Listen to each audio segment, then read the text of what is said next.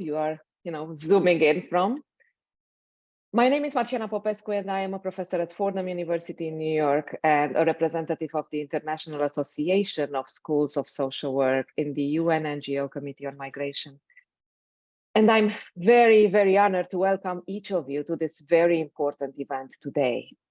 Child labor, many would agree, is a crime of a magnitude that requires our immediate attention and commitment to stop it.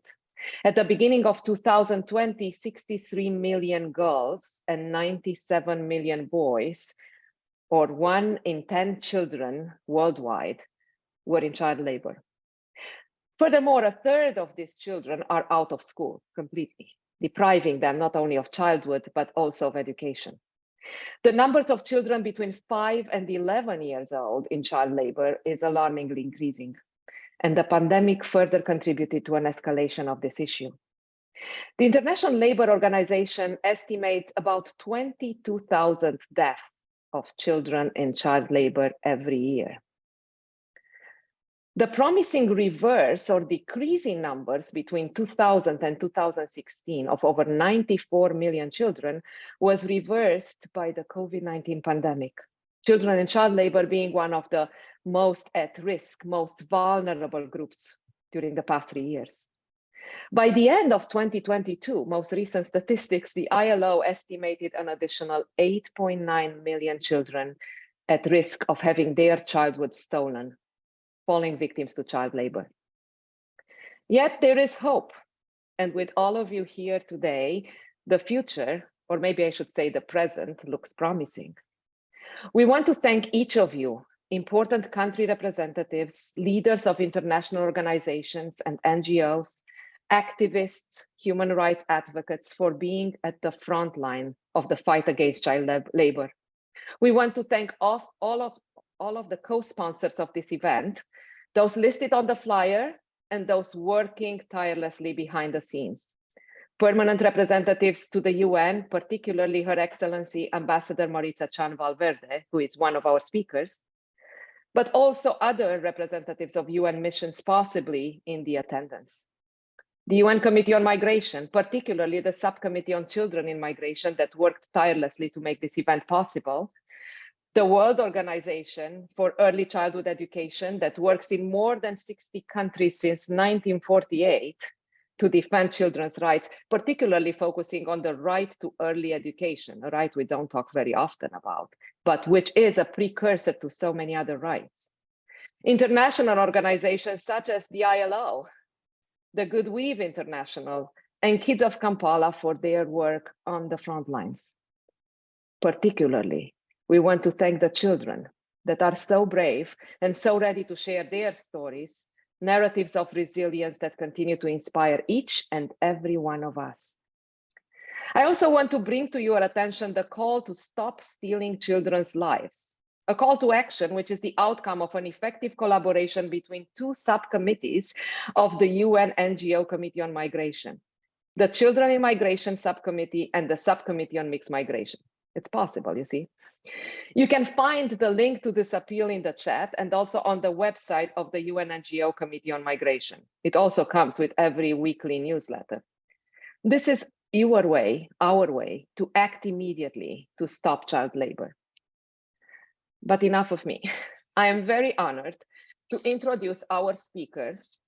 We have an amazing panel today, and to maximize this time, we will ask each of you to take about 6 to 7 minutes to really give us a glimpse of your very important work.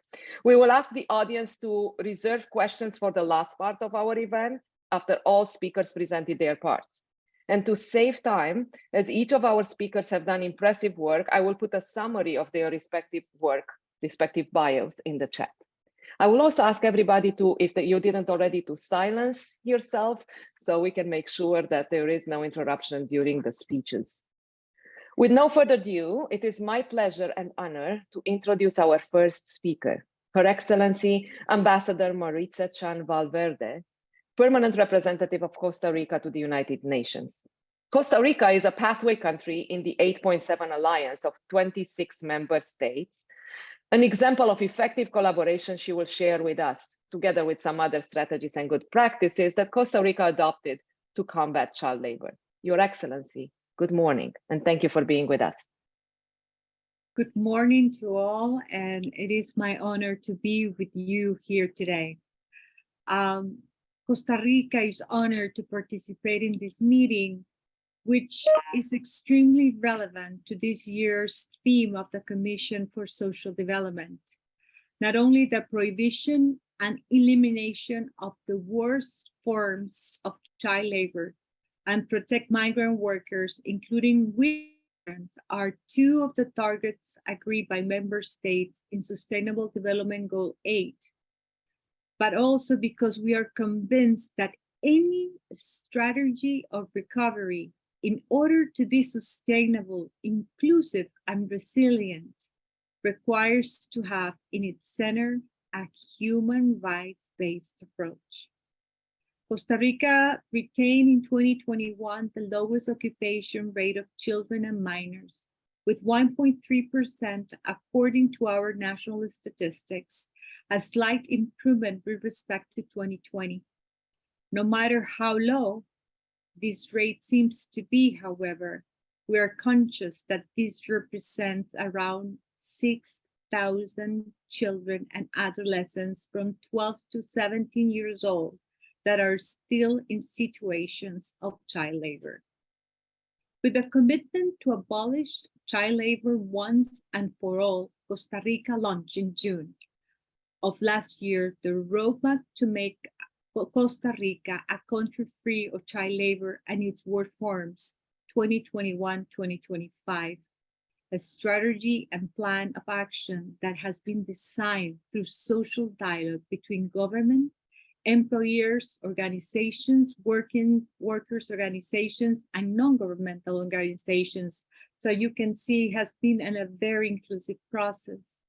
This strategy establishes 9 lines of action that covers specific goals, such as expanding and strengthening the identification and follow-up of cases, developing an intersectional information management system, applying due diligence, and combating hidden child labor in value chains. Similarly, it promotes specialized actions for the comprehensive protection and follow-up of children and adolescents in irregular migratory status, enables the participation of working children and adolescents in the monitoring and evaluation of public policies, allows training to be offered, vocational techniques and skills and other education and training activities that are necessary for reintegration into the educational system or the economic system, and encourages prevention behaviors in key actors. Back in 2020, Costa Rica was accepted as a pioneer country by 8.7 Alliance, as you just mentioned, in recognition to our efforts to reduce child labor. Costa Rica is also a founding country of the Latin American and the Caribbean Free of Child Labor Regional Initiative, an intergovernmental and tripartite platform for action. The government launched that year the Index of Vulnerability Towards Dangerous Child and Adolescent Labor, a measurement instrument that has made it possible to identify specific places in the country with high vulnerability and allow for systemic and coordinated interventions. Likewise, the country is implementing direct project interventions in areas of the country with the most prevalence of child labor, which consists in the generation of decent work for their parents after identification of vulnerabilities of children and adolescents, in particular in the field of agriculture, where we know the biggest share of child labor takes place. This is a goal like any other in the 2030 agenda that requires all hands on deck. That's why the government of Costa Rica has constituted a business network against child labor, which has delivered great results, including the launch of a guide for responsible business conduct before child and adolescent labor. This year, the network is preparing the systematization of good practices in addition to the awareness and training processes. And we believe that we can share those good practices and lessons learned with other countries in our sub-region. My country is committed to working with all partners to achieve this novel goal.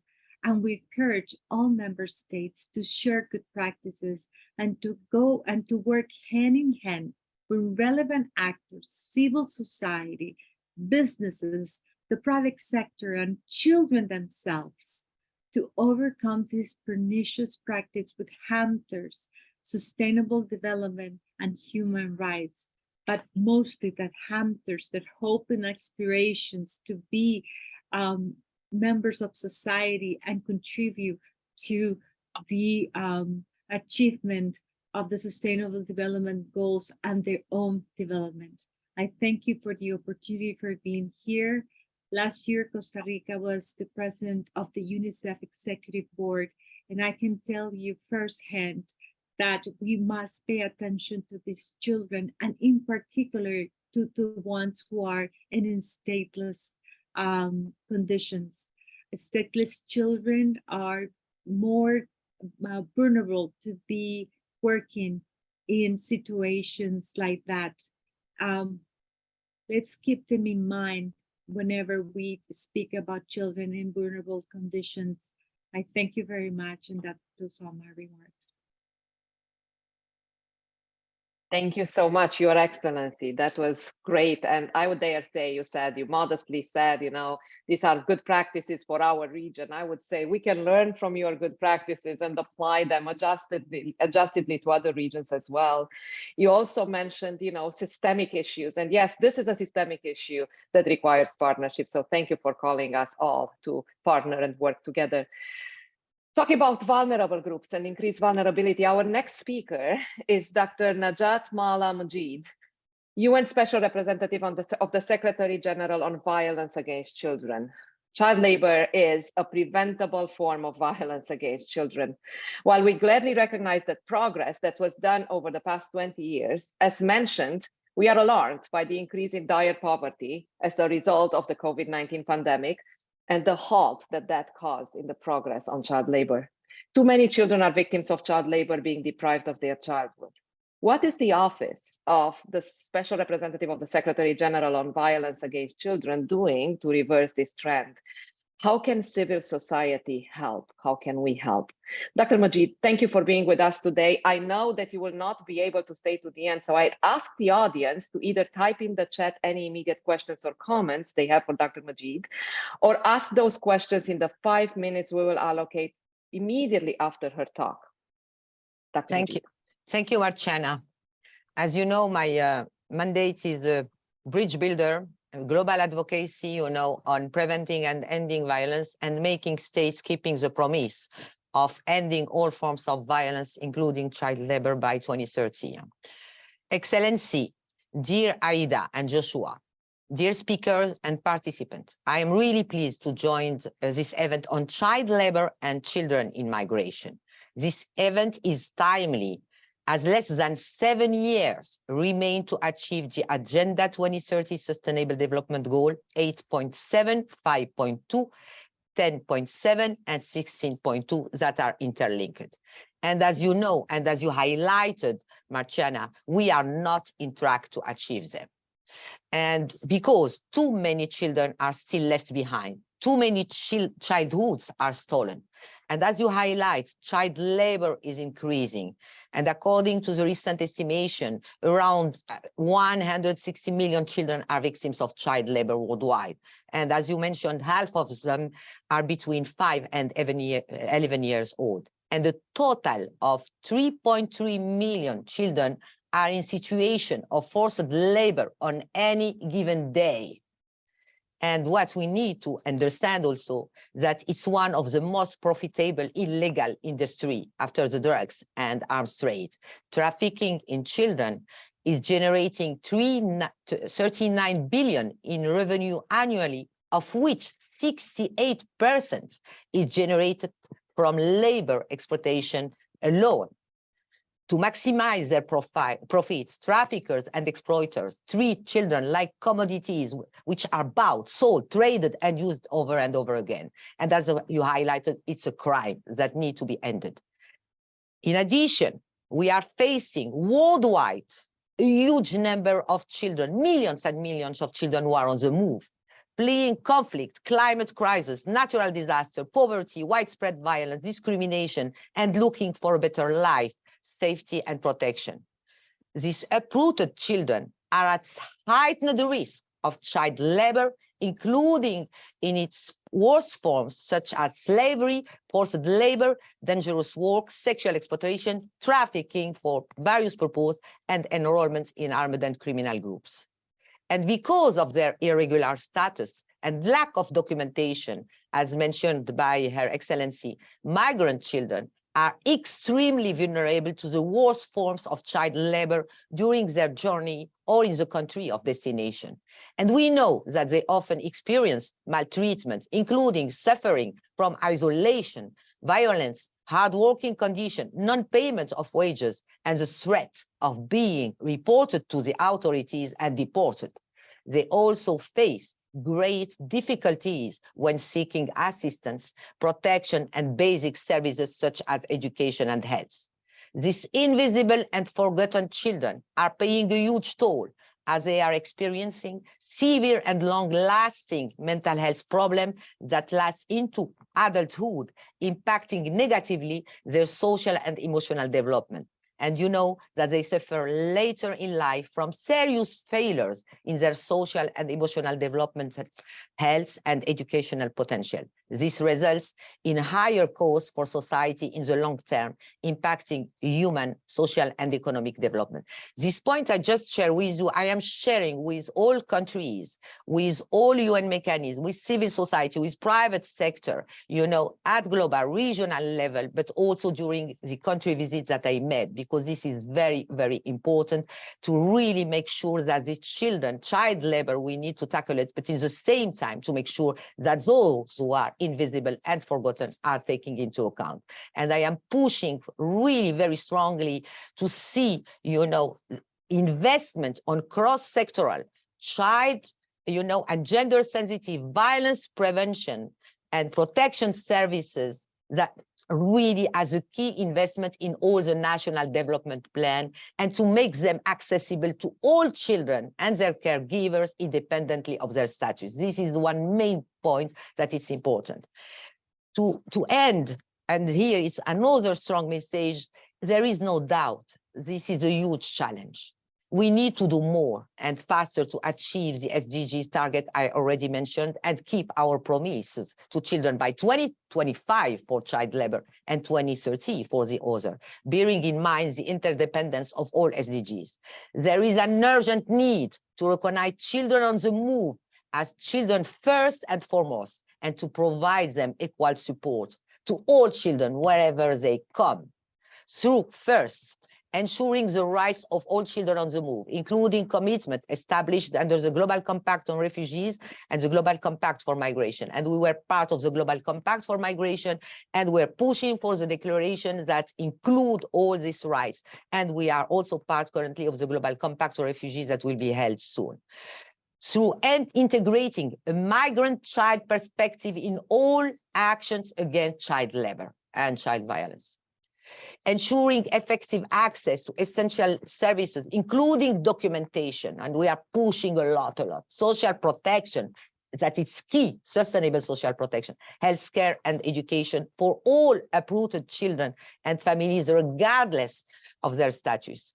Through protecting refugee, migrant, and displaced children from discrimination and xenophobia, because this is also important, and strengthening the national capacities for timely identification, referral, and protection of victims of child labor in all its forms and also of trafficking, and enacting legislation and policies that make businesses, but also informal sector accountable.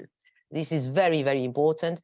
And within, their businesses, but also the supply chain. And awareness raising of consumer, for example, through fair trade certification, ensuring that no child or forced labor contribute to the making of products. Strengthening police, but also labor, prosecutorial and judicial systems to end impunity, and enhancing cross-border cooperation and capabilities for investigation, including better use of ICTs, multi-sectoral coordination, and information sharing. But most importantly, and it will be my last point, and I'm happy to have on board Joshua and Aida, children need to be at the center of all our action, which means we must design all measures with a view of their lived experiences. Yes. Migrant children need to be listened to, involved and empowered as they are part of the solution. And we did a strong mapping highlighting all the wonderful initiatives they are doing worldwide. This is the only and the most effective way to ensure their full protection. Thank you so much, Marciana. Thank you. Oh my God, I didn't realize how much one can pack in literally 7 minutes. Thank you so much. This was beyond inspiring. And also thank you for really pointing some very important aspects that need to be addressed, from policies affecting governments, but also businesses, the informal sector, to the centrality of children in general, children in migration context in particular. By the way, can you join our committee? Because we would love to have you. Thank you. And as I said, we want to give the opportunity to people in the audience that have immediate questions for Dr. Najat. We will take about 5 minutes for that. If you have any questions. If not, you can also put any questions or comment in the chat and we can continue. I don't see any hands. Okay. So I did not see any hands. I hope I didn't miss anyone. But our next speakers, yes, Jane. Yes, I have a question. And first, I'd like to thank our speakers, and in particular, Ades, right now, Dr. Najat. We talk about prevention. And there's a level of secondary prevention, which you spoke about, is reintegration. I'm wondering what your office is doing about reintegration policies, working on policies and programs and working with the ground on the reintegration of children who have been violated, who have been involved in child labor, into education, vocational. You spoke about it briefly, but I think this is a huge, huge issue. We talk about reintegration of migrants when they return to their country, or integration into their environment. It all overlaps. So I was wondering if you could speak about that a little bit. I think what it's really important, and many thanks for asking the question. What I learned during all, I am visiting between 10 and 12 countries per day, meeting huge people, meeting children, visiting refugee camps, and working with a lot. And I think what it's important that despite, action worldwide, we are still responding by siloed approach that are not duly scaled up. And I think we need to see all the continuum of violence, including child labor. And we need to switch from this continuum of violence to have continuum of cash, care, protection, but because we are seeing all these pieces.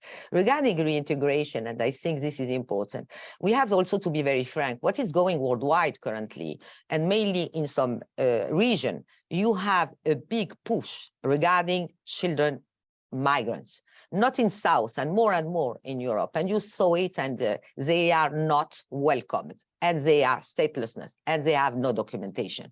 And here we have to be very careful about what is going on regarding, and having also this double standard regarding what is going on from children coming from UN and the other, Ukraine and the other. I think what is really important, we need to tackle first, all the having early warning. Reintegration, it doesn't mean deporting children and providing them only with, this kind of income generating activities that are not sustainable. We need to invest in quality. This is very important. It's really important in the same time, first to early identify them because they are not visible and they have a big fear. Secondly, we need also to make sure that they can report because they have to have access. They had to have access to documentation. They have to have access to school because you cannot, during many years, being exploited in work, child labor, and so on in worst forms, without going to school, without health care, and suddenly, you are going to come back and we are going to integrate you in. We need really to make sure that this continuum of services is really available of all children. You cannot do one without the other. And this is why we are pushing. And just to let you know, to end, we did an investment case showing that when you are investing in education since the early childhood, that it's safe, inclusive, empowering, including digital learning, when you are also in the same time investing in health, mental health, well-being, in sustainable social protection, in justice and social justice, in parenting, in guidance, in protection mechanism, it's a high return on investment, and they have to be accessible to all children. But at the same time, we need to fight this crime, and we need to find impunity. And in the same time, we need to make sure that businesses and the informal sector are really, really on board. Thank you. Thank you so much. This was very informative, and it's very interesting that both Her Excellency and Dr. Najat mentioned reintegration, the importance of reintegration. That brings us to our, I dare say, the dearest, most important presence in the room today. And these are Aida and Joshua. Now, both Aida and Joshua, welcome. Thank you for being with us. They share a narrative of child labor. Some would say they share a narrative of desperation. I want to say they share a narrative of resilience, of hope, of bravery. And now we are so grateful that they are willing to share some of that with us. They lived through this experience. Therefore, in my opinion, they are the experts on what works. And they can enlighten us and inspire us as we continue to work on that. So, Aida and Joshua, what would you want us here to know about Kids Club Kampala, about your experiences, and about your hopes for the future?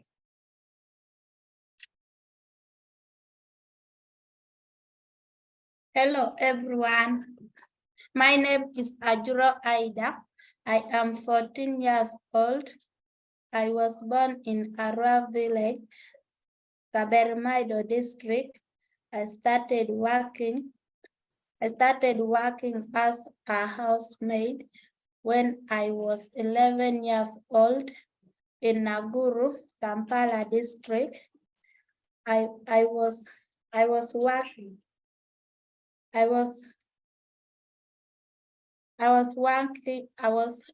taking care of 2 children. I used to fetch water, cook food, and clean the house. I was so sad. I wanted to go back to school, but I had no chance.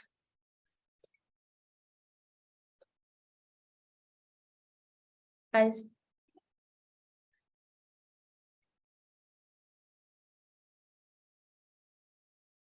started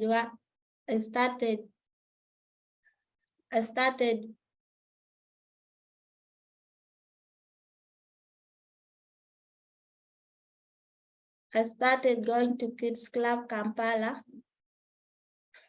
Then the teacher of Kids Club Kampala took me to school. Then I studied for 1 term, and I was took back to the village by the family which I was working for. Then my grandmother gave me another way to work as a housemaid.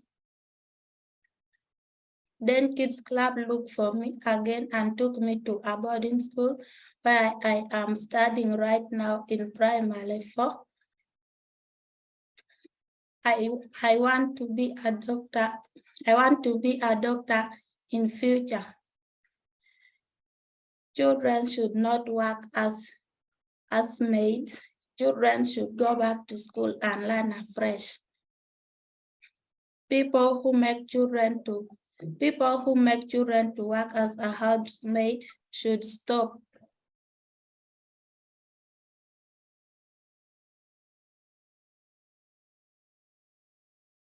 Thank you so much. Thank you so Bye. much. And we wish you best of luck. And I can see you becoming an amazing doctor. Thank you. Joshua.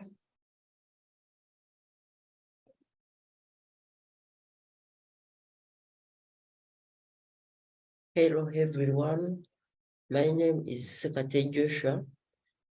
I am 14 years old. I born in Mayol district. Please and now I'm going to talk Uganda. I'm going to take my story in Uganda so that I tell us now. Okay, hello everyone. Joshua is trying to say that he's not comfortable speaking in English. So he's going to speak in his mother tongue as I interpret in the background. Okay, thank you so much. When I in mama wange, When I was living with my mother, mama yanga mukigeni na ye Busoga, she told me to go with her to a different region of the country. yambuuza kiro. She asked me in the night. Nali neebase, I was sleeping. amakya nakeera nga taliimu. Then when I woke up in the morning, she was gone and she had abandoned me in the house. Bwe nakeera ne ngenda ewa jjajja omusajja.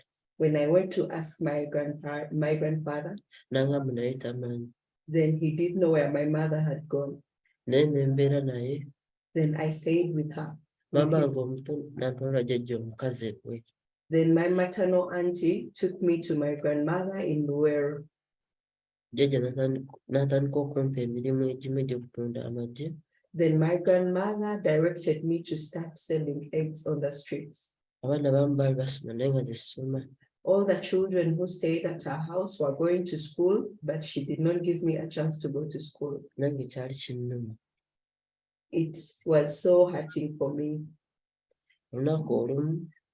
One day, nagenda otunda amagye. While I was selling the eggs, nagenda ku kisaawe abalenzi bajja ne babba amagye. I sold them near a pitch where they were selling football. So when chaos broke, my eggs were stolen and all my money was taken. Bwe nadda ewaka. When I went back home, jjajja n'angamba ddayo oleete sente zange n'amagye. My grandmother told me to go back and bring the eggs and the money, and if I didn't bring them back, she would not let me come back home. Bwe naddayo. When I went back, ne nsanga church.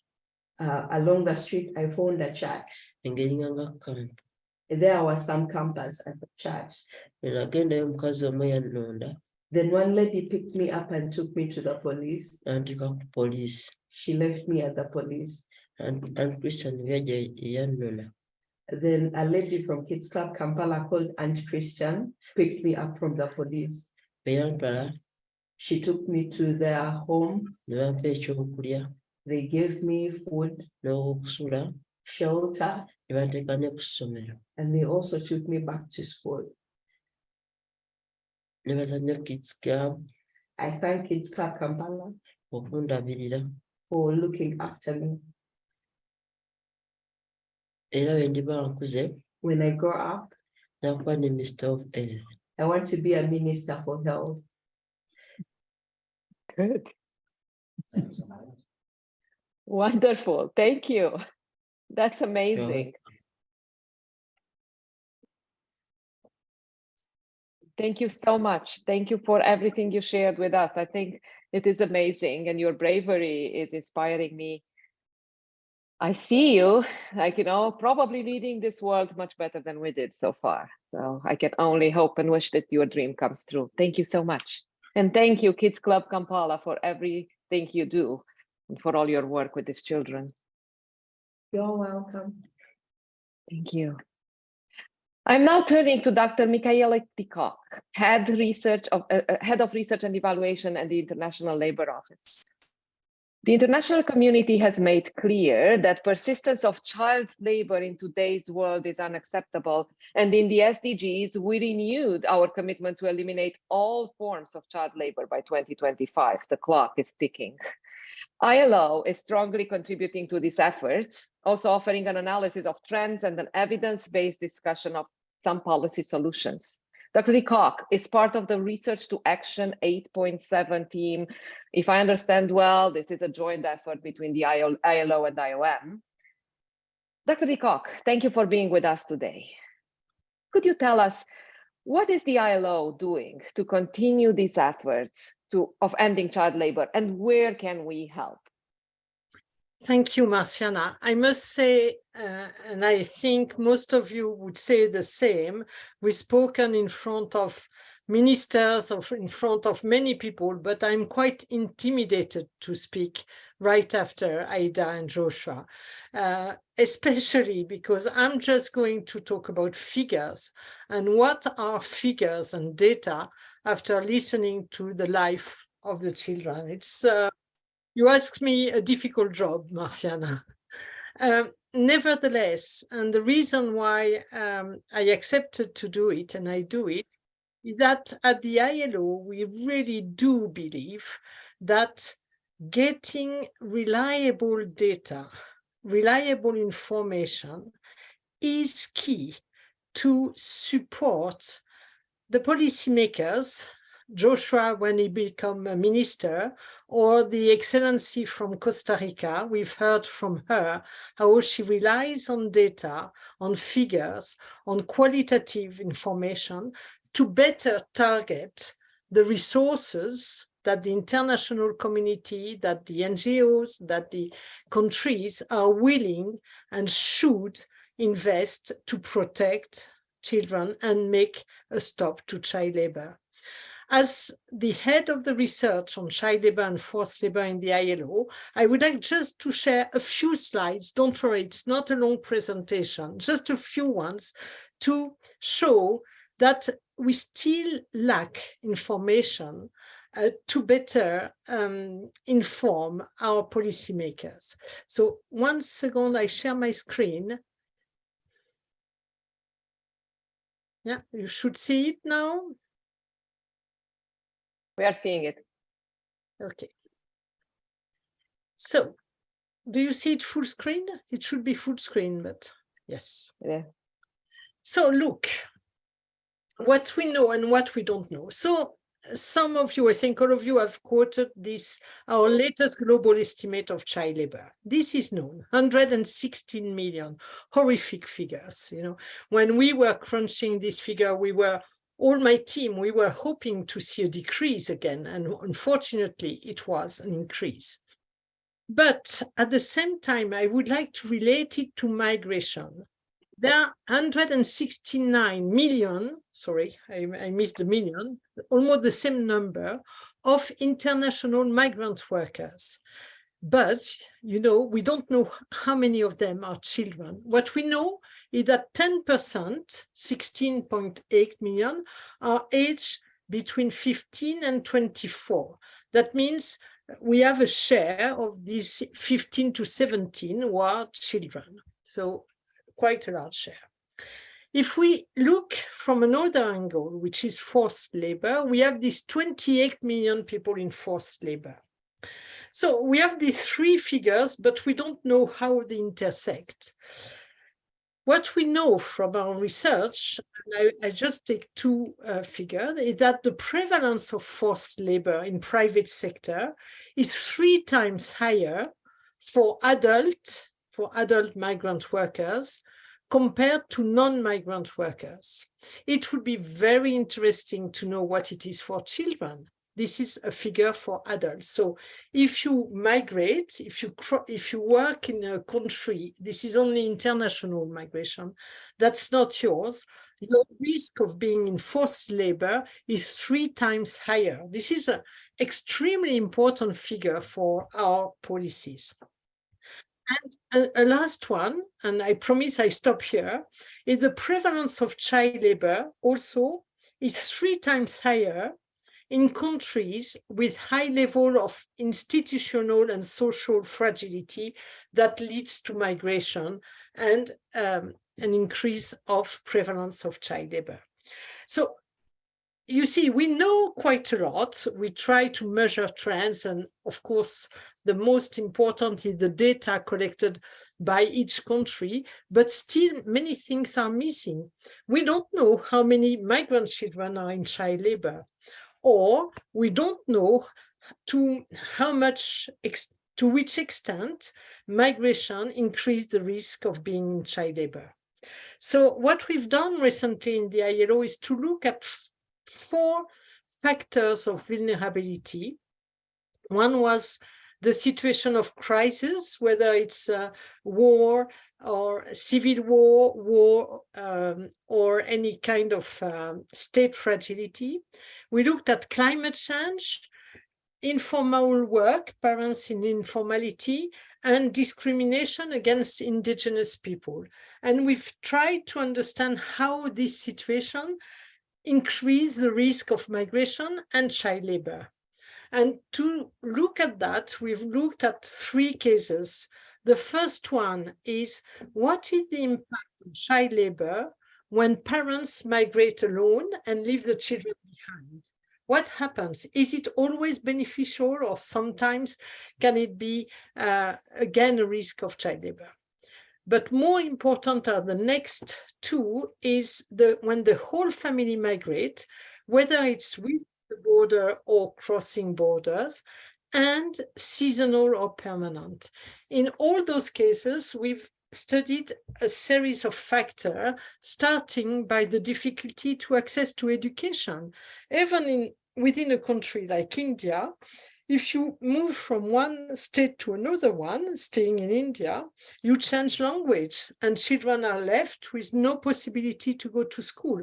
And then if you don't go to school, okay, let's take the children and go to the brick-in together.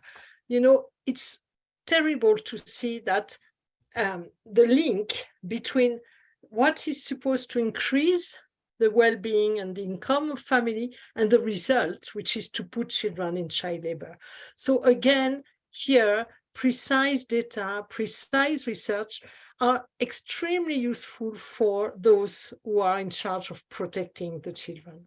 And the last situation, which is from our study worse, is when children migrate alone, like you, Joshua, when you said you left and you were left alone far from your family, even if it's the same country, and even if it's only for a few months, there the risk of child labor highly increased. So I stop here.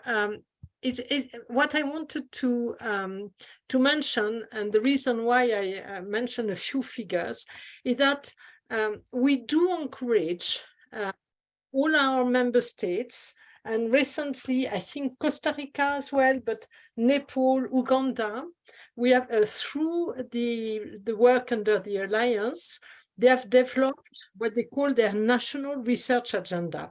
That means all stakeholders, NGOs, ministries, social partners have met and for a few days and discuss what is missing, what do we miss in terms of information to better target our resources, to better protect children. And I was reading Nepal, Uganda, and the first priority they identified is to understand the impact of migration on child labor and forced labor. So that's really encouraging to see that countries which are pathfinder like Costa Rica recognize the need to really take stock of the situation of those children who are in migration, and to see what forms of child labor affect them, who are the people, is it in supply chain, is it in as domestic workers, what are the forms and what should be done to protect them. So I stop here with a call and a recognition that our objective is the same, all of us, to put an end to child labor, but we do believe that it should be done on evidence-based so that we really manage to protect children. Thank you. Thank you so much, Mayol. And I have to say, I'm refreshed by the lens you brought on research and evidence-based practices and evidence-based policies. The reality is we do not have good data, particularly when it comes to forced migration, and data is important. We need the stories keep inspiring us, but there's so many invisible children and lost lives because we have no way to record what is actually happening. Thank you for doing this work. If I may just, in the data, we also include the good practices, Yeah. What works in Costa Rica or what works in Uganda should be made available. And this is what we do through our work at the ILO with this, under the Alliance, should be made available for other countries to learn from what has worked, even if it's limited. So that's really part of what we call collecting data. Thank you so much. And such a good transition to our next speaker, because she will share with us an example of good practices. Nina Smith is the CEO of Goodweave International. Mrs. Smith, can you describe the work of your organization and the strategies that you are using to keep children from weaving, and also what are some of the examples of good practices that you encountered through your work?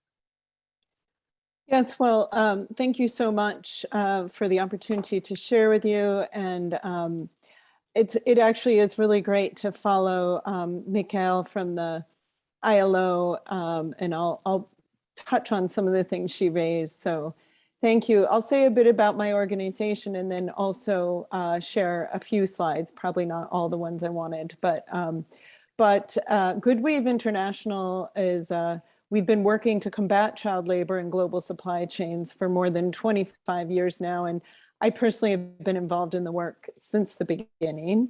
And so we have a very kind of unique knowledge of the topic. And I wanted to just clarify that I won't be talking about child labor and children in migration generally, but very specific to our experience working in textile supply chains, carpets, home textiles, apparel, and also some other projects that we've been working on.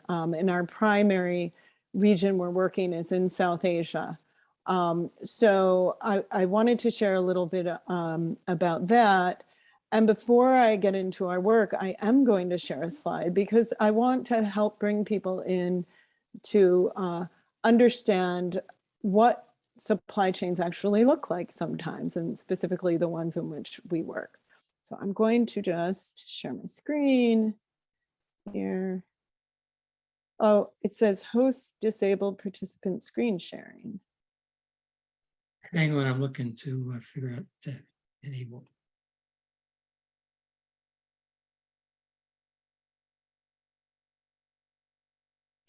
I'll keep talking. You just go on share screen, Joe, and you have a possibility to give, yeah. Thank you. Okay, is it sharing now?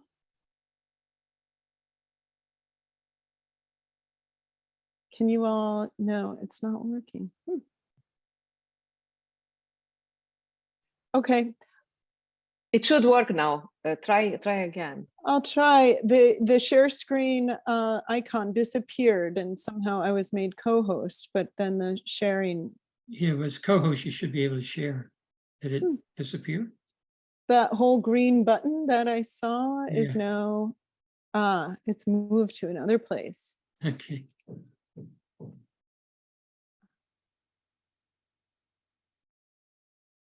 Okay.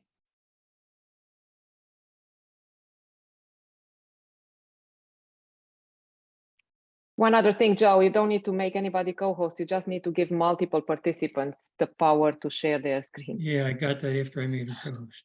I don't know what's happening, so it somehow doesn't like, somehow my computer isn't syncing up. So I'm just going to keep talking. I'm happy to share slides later, but I don't want to take up more time with this. So I have a slide that looks at what some of these supply chains we're talking about look like. Now, as I mentioned, we work predominantly in textile supply chains in South Asia, and there is a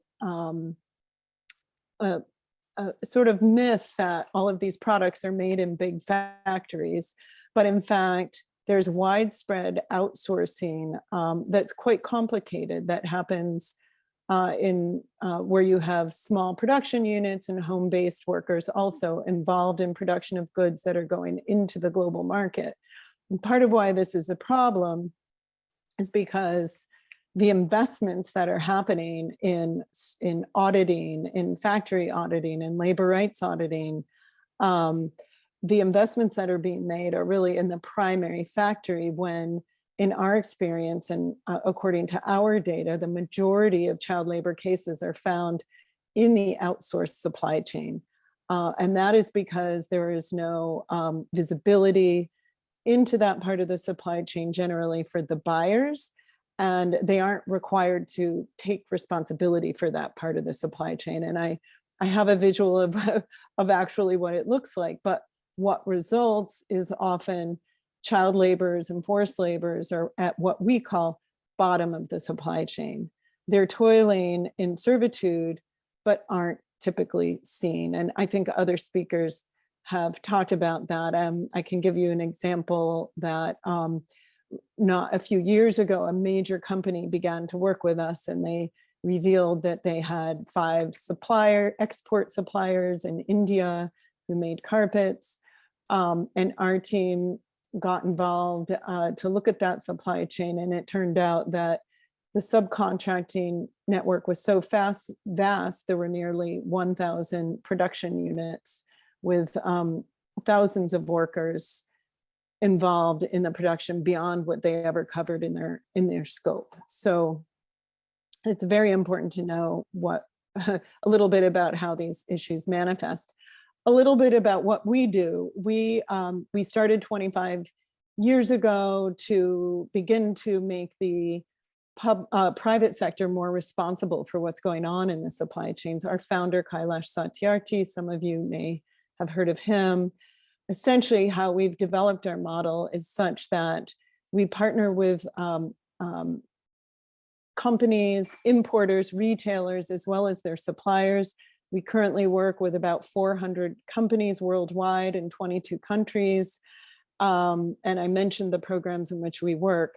And essentially, we have local teams embedded in the communities where goods are made. Sometimes it's in urban production zones, sometimes it's in villages where the home-based workers are. But what our teams do is they map the supply chains to find out where all the locations are. Then we do regular random unannounced inspections throughout that supply chain with specially trained teams that look for child labor and forced labor. And I should say, according to a detailed standard and set of requirements that are publicly posted on our website. And when we find child labor, we work on the remediation to ensure that child is protected and receives rehabilitation and education. So we've rescued and remediated nearly 10,000 cases directly. But then in and around those supply chains, just the act of the supply chain assessments deters child labor, improves business practices. Then we invest in education programs across worker communities to address root causes as well as worker rights. So I will just go on a bit to share some information about our work in India and specifically some observations we've made since COVID. So within the supply chains we work, we really see, in terms of causes of what's going on with the migration, there's really a lack of employment opportunities and education infrastructure and the things people need to survive in some regions. And let's talk about India. There's extreme poverty. There's labor shortages in other regions where there's low wage work. going on, and recruitment happens, and there are labor recruiters that go out and look for workers in these vulnerable situations and bring them across state borders to go and work in these industries. Both children and adults, and often entire families, are migrating, for example, from West Bengal, from Bihar, into what we're seeing now, Uttar Pradesh and Haryana state. So we're seeing this cross-state migration happening. And even if it's the adults that are coming to work, the children are there with them. They don't speak the local language. They can't enroll in school.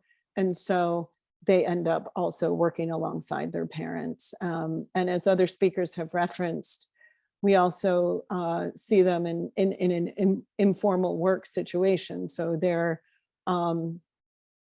don't, which puts them at further risk of exploitation and forced labor. So they don't have employment agreements. There are no records of their wages. The parents and the children can be indebted to the employers, which means they fundamentally can't leave that place. So those are some of the root causes. And I had a little fancy chart I was going to share with you, but I think there were kind of two sort of trends I wanted to pull out. One is that already prior to the pandemic, almost a majority of child labor cases we identified were migrant children. So when we're just talking about child labor, almost half of those cases were migrant children. And after the pandemic, that has increased to about 65% and is probably on the rise as we're seeing more and more. So we're seeing there's more migration happening. And also we can track the trends of where people are migrating to. So for example, the one region of India where cheaper priced products are made increased dramatically in terms of migrant work, because the entire global market for the products shifted and changed and towards purchasing of cheaper goods, and where those goods were being made, they had a lack of labor. So we've seen a big surge in this particular region of India, and have had to invest much more resources there to protect the children of migrant workers, and also support migrant workers to be able to register their children for school, to get bank accounts, and the kinds of things that will help them be able to keep their children, themselves and their children safe. So I think We have 30 more seconds. yes, I was just going to highlight a couple of the solutions as I was asked to, but I think this idea of focusing on strong workers' rights, strong standards, worker agreements, ensuring that, and this is really, we're talking about what the private sector needs to be done, but in alignment with the local government structures and NGOs like ours who are on the front lines and, on the ground, ensuring remedy, not just trying to avoid the problem, but investing in solutions and those kinds of things. And I'll just finally say that we have published on our website a set of best practice briefs that talk about the different ways to work within the supply chain, both to identify and remediate cases, but also prevent. So I'll stop there, and my apologies for the technical difficulties. Thank you so much. No, thank you. And we hope we can get the slides at some point. That would be wonderful.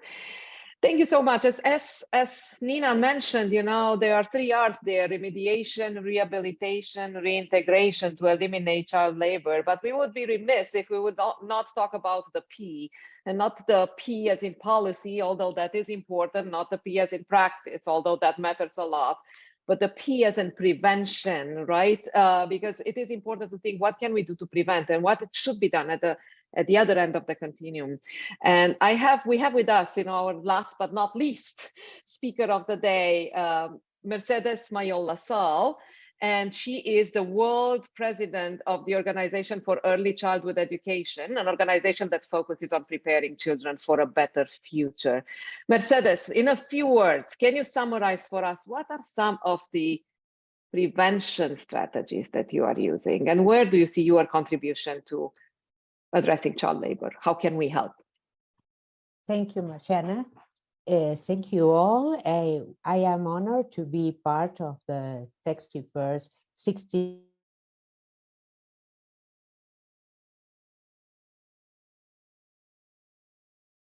You froze.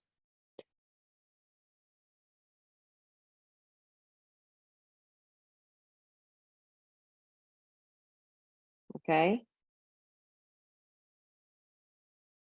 I don't know if there's anything we can do about it from our end. No, it's nothing, no. I don't know where she is.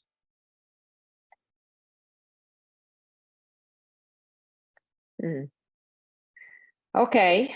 It is unfortunate because they are present in over 60 countries. They are doing amazing work. I noticed some other representatives of OMEP in the room.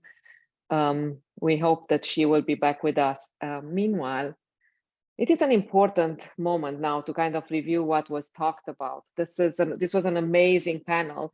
And I think every effort, every good practice, every policy, every national strategy, every business strategy are important to reclaiming childhood. The efforts on the front line, community grassroots organizations, NGOs everywhere, each of us here have a role in really working to address and protect the rights of children to education, to safety, to rest and play, to health and mental health, to a family and the future. And we cannot do that if we do not eliminate child labor. So that's our first priority right there. Thank you, every speaker, for all your contribution and for the important information you shared with us. Particularly, again, thank you, Aida and Joshua, for your bravery and for your hopes and for the promise you represent for us for a better future. I also would like to take this moment to recognize any representatives of UN missions that might be in the audience today. I am not sure who's here, but I want to invite you, if you are around, please let us know. And if you have any questions, we'd invite you to, ask these questions. Also, the audience, you are welcome at this time to ask questions, add any comments, so we can conclude, really figuring together what are the next steps.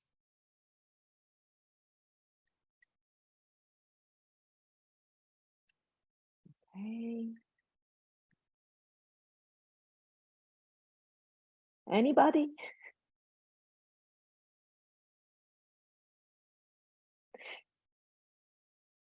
I don't want to be the one speaking, but I can definitely add a few things. I think it is extremely important to really recognize child labor as a complex issue that it is.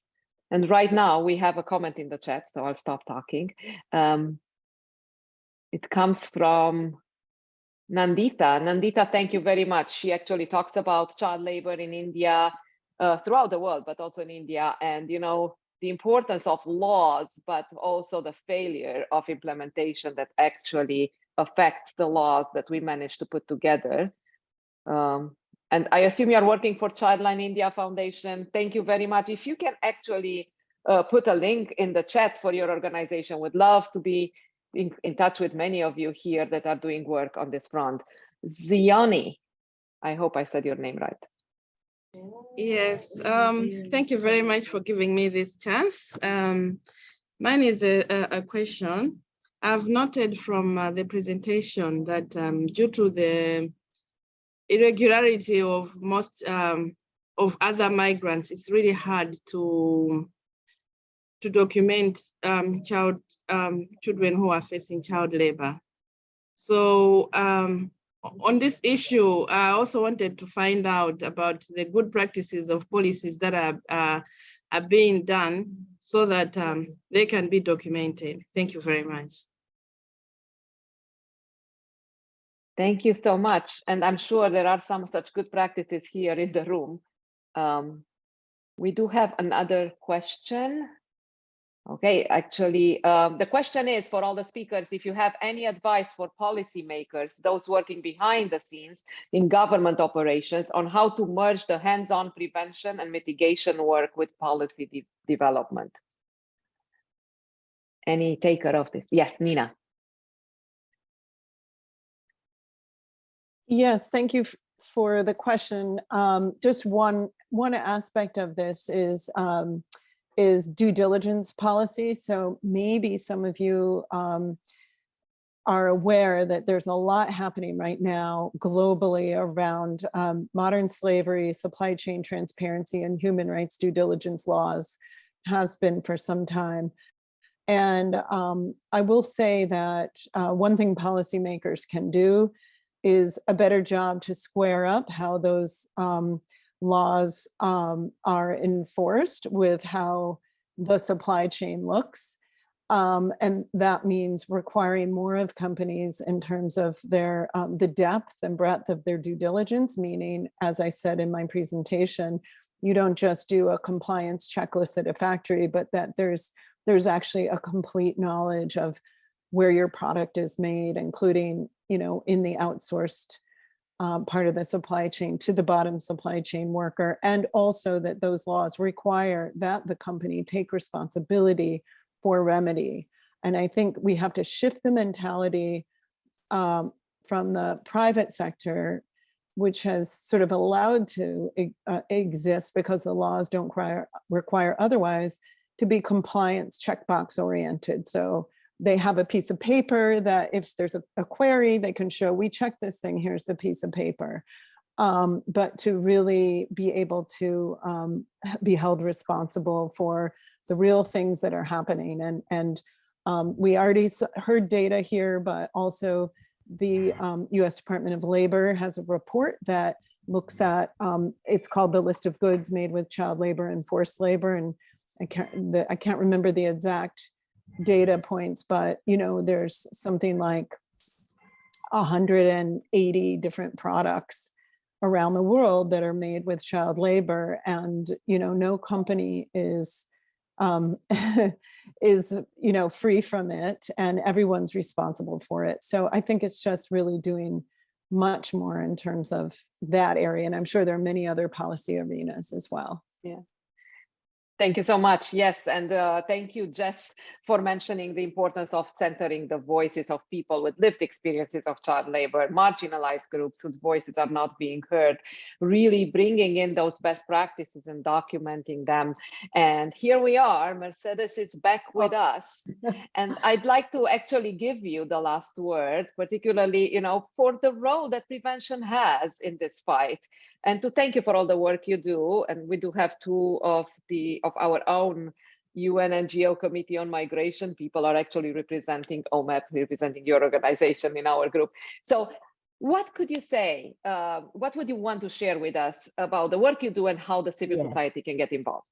Yes, I want to share that we are stressing our work for many, many years, for 75 years in accomplishing human rights for children from birth to age. They are the invisible group, you know, and we should focus on the first years where all the bases are established. Because of that, we also focus education, because education is a human right, but also it's a tool for achieving the other rights, and such as comprehensive development, health, play, culture, well-being, participation, etc. So we are working globally in 69 countries nowadays in solidarity with other organizations, of course, like the Global Campaign for Education. We are part of the Global Campaign now,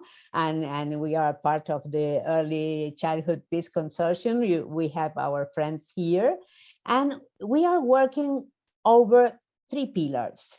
The first pillar is a human rights perspective. You know, we have very clear in mind that states have the main responsibility but all the community has responsibility about children's human rights. And of course, we were part of the drafting group of the Convention on the Rights of the Child, the General Common Number 7, and many other tools in order to work with human rights. And the other thing is the Sustainable Development Goals. Perhaps we will not accomplish them in the 7 years that are coming, but we are working hard and we are trying to support the process of all the countries and push the governments in order to invest in these goals. And because of that, we work a lot in the last World Conference in Tashkent about early childhood education, and in putting in drafting the commitments of action, real action to transform in early childhood education, with the participation of all the civil society, the big organization, etc. And of course, we also give importance to early childhood pedagogy, grounded in the acceptability and adaptability of the right to education, the holistic development, and things like that. So we have many challenges, of course, reducing the huge inequalities, bigger in early childhood, that are bigger in early childhood, overcome fragmentations, ensure equality, ensure financing, because we cannot accomplish any public policies without money. We need to ensure a good financing, and because of that, this year we will focus in pushing financing for early childhood education and care. And we were in 3 interconnected areas: the political advocacy, of course, and creative knowledge, because as Michelle indicated, it is important to provide scientific and educational data in order to support governments to develop quality and fair early childhood education systems and projects. And thank you. Yes, this is the main issue. Thank you. Thank you so much. Thank you. I'm sorry we don't have more time, but would like to actually end by giving the word to Christine Mangali, who would actually bring all these issues together and, you know, help us think of the next steps. Christine. Thank you, Masiana. And as Masiana has shared with you, I'm Christine Mangale. I'm the Lutheran World Federation UN representative in New York and the vice chair of the NGO Committee on Migration. So friends, colleagues, distinguished panelists, thank you for your thoughtful and timely interventions.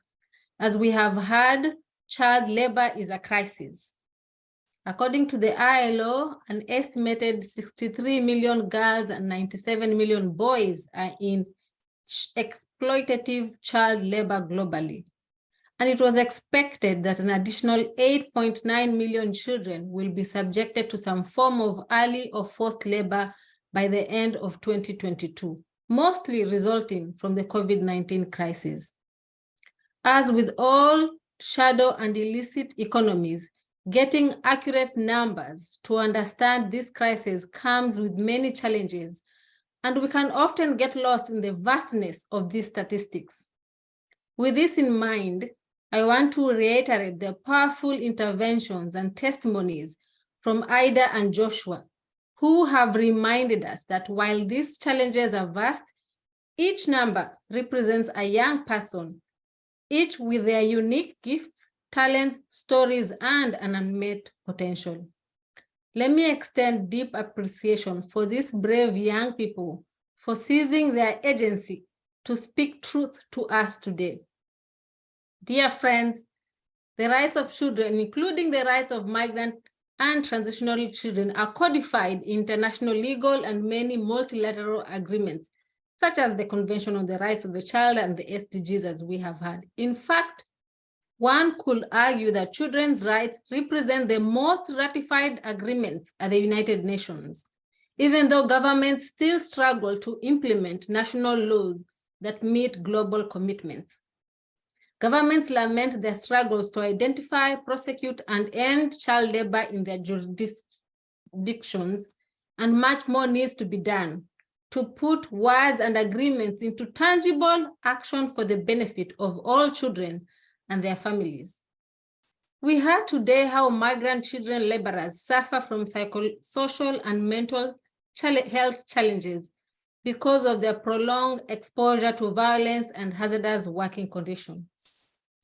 Child laborers, particularly those in mixed migration situations, experience a disproportionate burden of family separations, restrictive immigration policies, and undignified border control measures, pushing them to desperation, which is then exploited by traffickers and are often left in traumatizing situations of harm and risk.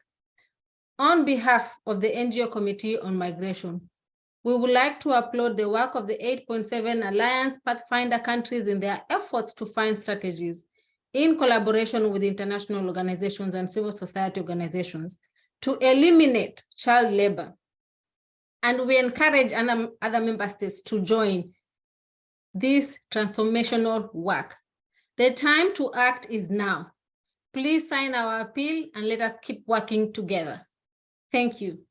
Back to you, Masiana. Thank you so much, Christine. And I think you touched on all the important points, so I won't add anything else to this except thanking again all our amazing speakers. Your Excellency, thank you so much for taking the time to be with us. Dr. Decock, thank you so much for sharing the importance of collecting proper data and consistent data. The most amazing kids that we had with us today, both Aida and Joshua. Actually, I shouldn't call you kids. You are young people right now, and you are on to a good future, and we want to see you succeeding. Nina, thank you so much for sharing with us the important work that you do. And Mercedes, thank you for the work that, it's so important.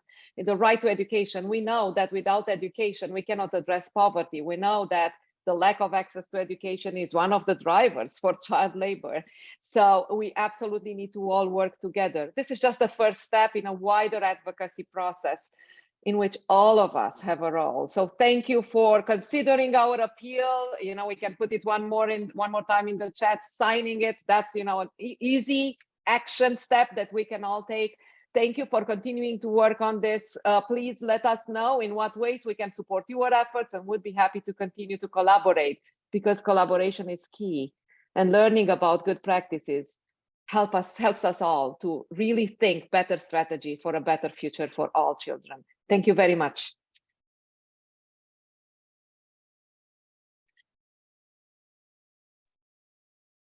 Thank you.